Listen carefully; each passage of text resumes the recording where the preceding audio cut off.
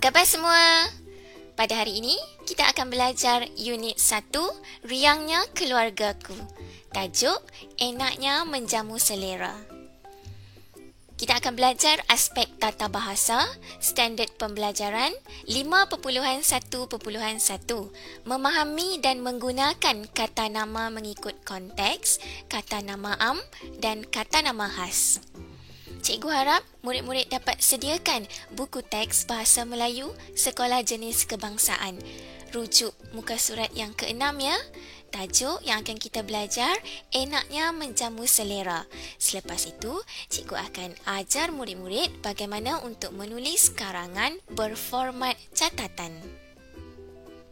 Kita akan ulang semula kata nama am dan kata nama khas yang telah kita belajar sebelum ini. Murid-murid telah bersedia ke? Jom kita mulakan sekarang. Kata nama terbahagi kepada dua. Yang pertama, kata nama am dan kata nama khas. Kata nama am dan kata nama khas ini terbahagi pula kepada 5 kumpulan.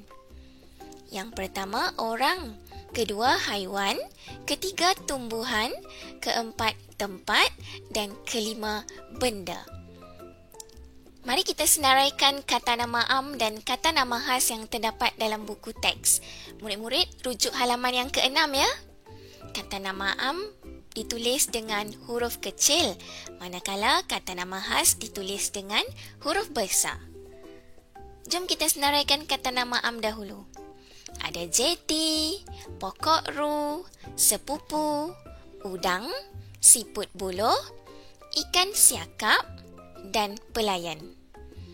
Kata nama khas pula, restoran makanan laut Laoyan, pantai Irama, Proton Persona, Proton X70, Pak Cik Yong, Mak Cik Ang, Yiying, udang cili Laoyan dan siakap bakar pantai Irama. Boleh ya murid-murid bezakan kata nama am dan kata nama khas. Pada hari ini, cikgu nak kita sama-sama belajar menulis karangan berformat catatan. Cara penulisan karangan jenis catatan ini sebenarnya seperti sebuah cerita, tetapi ada urutan peristiwa yang perlu disusun. Bagi karangan catatan ini, format yang perlu murid-murid ikut, yang pertama mestilah ada hari. Selepas itu, ada tanda koma, diikuti dengan tarikh. Pastikan tarikh ini ditulis dengan ejaan yang betul ya. Seterusnya, murid-murid perlu masukkan masa dan isi karangan. Ini merupakan perenggan yang pertama. Apabila murid-murid hendak menulis perenggan yang kedua, masukkan masa pula. Selepas itu, apa yang akan berlaku? Murid-murid akan menyambung isi karangan yang seterusnya. Lihat format karangan ini. Ditulis dalam satu garisan ya. Murid-murid tidak perlu selang 2 jari seperti karangan yang biasa kita lakukan sebelum ini. Baiklah, sebelum kita mula menulis karangan catatan, sekarang cikgu akan ulang semula. Jom sama-sama kita sebut apakah format karangan catatan ini. Yang pertama, perlu ada apa ya? Bagus, mesti ada hari. Yang kedua, mesti ada tanda koma. Dan ketiga, perlu ditulis tarikh. Dan format yang keempat, murid-murid perlu masukkan apa ya? Bagus, mesti ada masa. Dan kelima, apakah yang perlu kita tulis? Bagus, isi karangan. Boleh ya? Cikgu harap murid-murid dapat ingat format karangan catatan ini dengan baik. Sekarang kita akan menyambung perenggan yang kedua, iaitu pada pukul 7.15 malam. Isi penting sudah diberikan. Ada menaiki kereta, keluarga sepupu, lokasi restoran. Lokasi ini maksudnya tempat restoran ini terletak di mana? Di tepi laut. Jom kita tulis perenggan yang kedua. Masa yang diberikan 7.15 malam. Apa yang berlaku pada waktu ini ya? Kami sekeluarga tiba di restoran itu. Kami menaiki kereta apa? Ya, Kereta Proton Persona. Saya berjumpa dengan siapa? Dengan keluarga sepupu di sana. Restoran itu terletak berhampiran jeti.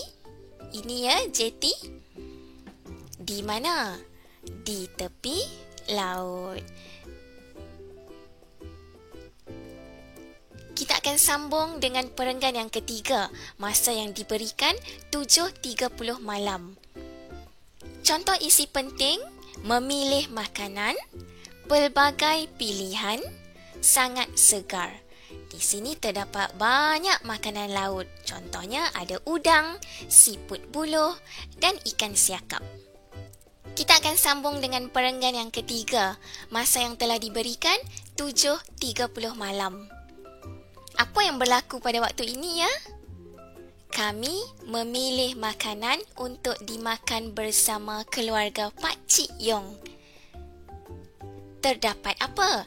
Terdapat pelbagai pilihan makanan laut. Ini merupakan makanan laut. Seperti apa? Ada udang, siput buluh dan ikan siakap. Makanan laut di sana sangat segar. Bagi perenggan yang keempat, masa yang diberikan 8 malam. Maklumat yang ada di sini, pelayan. Pelayan ini sedang menatang makanan ya. Kata kerja yang kita gunakan, menatang. Baiklah, selepas itu makanan yang telah siap dimasak, ada udang cili lauyen dan siakap bakar pantai irama. Wah, sedapnya makanan ini kan? Isi penting yang telah diberikan, hidangan enak, menyelerakan, makan bersama-sama. Kita sambung dengan perenggan yang terakhir. Masa 8 malam. Apa yang berlaku pada waktu ini ya? Seorang pelayan. Dia sedang buat apa? Ingat tak kata kerja yang telah cikgu beritahu tadi? Ya, seorang pelayan menatang hidangan yang kami pesan seperti, beri contoh, udang cili lauyen dan siakap bakar pantai irama. Hidangan itu sangat apa? Ya, sangat enak dan menyelerakan. Kami makan bersama-sama dengan penuh berselera. Semoga perkongsian cikgu ini dapat memberi manfaat untuk anak-anak murid cikgu. Selamat berjaya ya. Jumpa lagi. Bye.